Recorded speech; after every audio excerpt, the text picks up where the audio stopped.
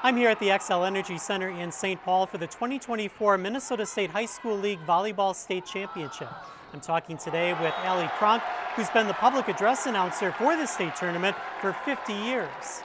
I have been working with Dorothy McIntyre for quite a bit on girls' sports.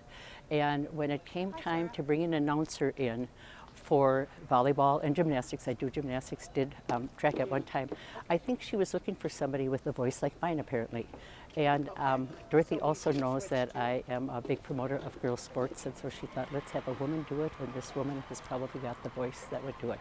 We are now ready to begin with class 4A. For the final match. I was a teacher for 35 years.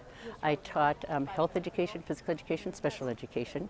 I'm a mom of 4 children and a grandma of 8 grandchildren, kind of an activist person, but yet I have a lot of fun groups, book clubs and craft groups and that type of thing. I was going to school at St. Cloud State University, and I was very involved in the gymnastics program. Not that I could be a gymnast, because back in my day we couldn't be athletes, we were cheerleaders.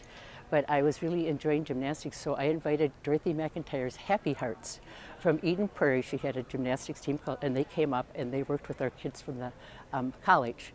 Then when I started teaching in Minnetonka in the junior high, Dorothy once again brought over her Happy Hearts, and it was really more through gymnastics than anything that I got involved. In fact, we kind of laugh about when we planned the very first gymnastics meet.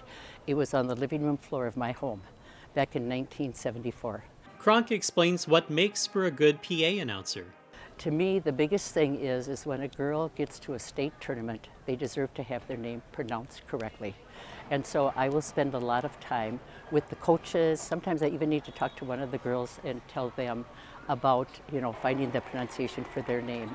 But that's a huge part of it. And then to be able to speak clearly and to be able to speak with some enthusiasm so that the crowd is feeling the excitement of the sport. I definitely spend time at home preparing. I go through all the name pronunciations from what I had from last year before I even meet the coaches again this year. I go through my script. I usually meet or talk with Amy beforehand for any changes that need to be done. I go through any notes from last year that I need to know about. It's preparation. I feel like this is my job and I want to do it well, and I love doing it. I feel a little bit more confident than I did in 1974. I come usually about an hour and a half before the first match begins, and when I come I have a good process now of laying everything out, of all the people that I need to check in with. She also believes support at home is key. When I started announcing, I had no children. Then we eventually had 1, 2, 3, 4 children. During the volleyball and the gymnastics tournament, my husband would take those days off and he would bring the kids to me, so during the sessions I could nurse my babies, and then I would get right back into announcing again. So I was very lucky to have such a supportive husband.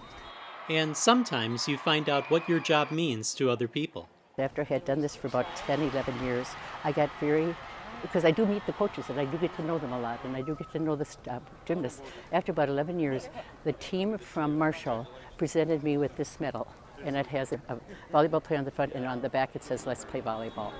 I wear it for all the tournaments. It means a lot. At the XL Energy Center in St. Paul, covering the 2024 Minnesota State High School League Volleyball Tournament, Justin Barrientos, NSPN.TV.